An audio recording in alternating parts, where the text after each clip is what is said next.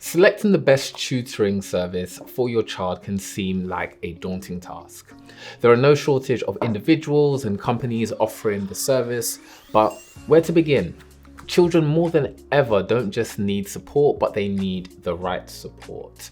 Hi, my name is Samuel and I'm a tutor based in London, and I run a tutoring service and consultancy called Sam Tutoring. The value of tutoring has been brought to the forefront of the minds of parents and carers alike in recent years. If you are planning on hiring a tutor, here are 10 tips that you can use to make the process a bit easier. The main objective of this video is to help you make an informed decision about how to get the best academic support for your child. Tip number 1. Ask yourself, do you need a tutor in the first place? Now, just because tutors are very popular at the moment, this doesn't necessarily mean that your child needs one. Often a good dialogue between home and school can remedy many issues that may arise. And some students already work very well independently. So a good place to start would be to assess your child's particular needs. Alternatively, you may need a tutor, but not in the immediate future. You can use the time you have to do some research into the field, and when you are ready to make a decision, you'll be better placed to make an informed decision. Understanding if this is something you're ready to commit to will save you and any potential tutors a lot of time and effort. You can learn a lot by having discovery calls with potential tutors, so before you even start the process, work out, do you actually need or want a tutor? Tip number 2 is to get recommendations. Word of mouth is the lifeblood of the marketing in the tutoring industry. A company can spend millions on adverts of different types, but there is no more powerful way to market than a recommendation from someone that you know, like, and trust. A good place to start your inquiries is with your fellow parents that currently use tutoring services. Don't forget to use other members of your network to find out which services have worked well for them. Your child's school teacher can be a very good place to start, or even just a simple Google search. Please note that very good tutors will often have a waiting list, so you'll need to know if they have the capacity long-term to teach your child, so bear this in mind also. Tip number 3 is to consider cost. Now, tutors can charge as they see fit. So this means that you could theoretically be paying anywhere from £15 an hour to £100 an hour for one-to-one sessions, and even more depending on the tutoring company. You would expect to pay towards the higher end of the scale for a tutor with a proven track record or a professional teacher. Despite this, a tutor or agency should be able to justify why their fees are what they are, if asked. So feel free to ask about their pricing model. Now let's talk about companies versus individuals. Now, tutors can work as individuals or as part of a tutoring organization. Within a company, it is reasonable to expect that tutors will be vetted properly, both for their character and expertise. Having said this, you can find very good independent tutors, but it does tend to be a bit hit and miss. Using a tutoring company will most of the time cost more.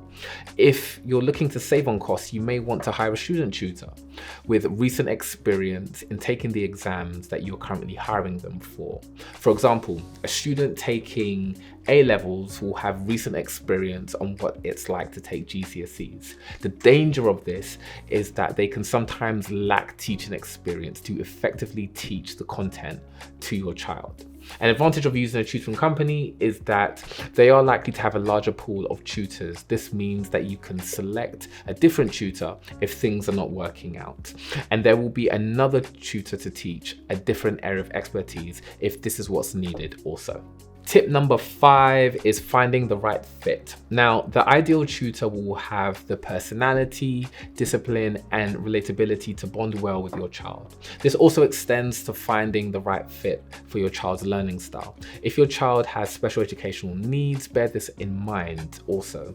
Does your tutor have experience working with SEND students? Good tutoring is not just about the exchange of information, but forming a good working relationship between student and tutor. tutor. Now, the next one is very important. Tip number 6 is safety. Now, whether your tutor is working for a company or working as an individual, it is common practice, at least in the UK, to have a recent DBS check and a working knowledge of basic safeguarding practices when working with children. Does your tutor have this? Tip number 7 is location. Where will tutoring be taking place? If tutoring takes place at your home, you can expect to pay more for this. Tutoring can also take place at a center or another public location like a library or online.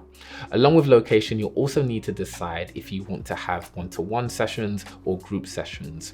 Although most families will probably opt for individual one-to-one sessions, small group sessions can work very well in many cases.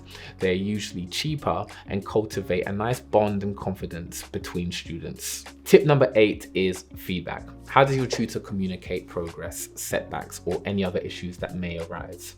Now, some tutors or tutoring companies provide regular reports. Even if your tutor doesn't provide this, there should be at least regular verbal communication. Feedback works both ways. Check in with the student and see how they're finding the sessions and communicate this with the tutor. Tip number 9 is don't be afraid to change things up if it's not working. Tutoring, for the most part, doesn't yield overnight results. It takes an investment of time. Therefore, any tutor that is hired will need time to be able to do their job effectively. If you are finding that after a while that things are not quite working, it's worth having a conversation to see if things can be changed or another strategy can be used. If not, you will need to change things up.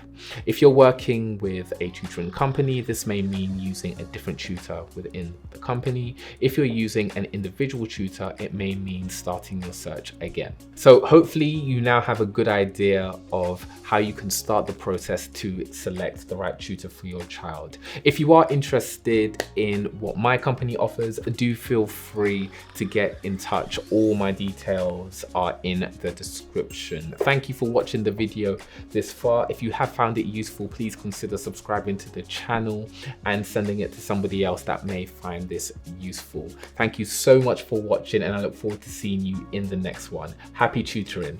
Bye bye.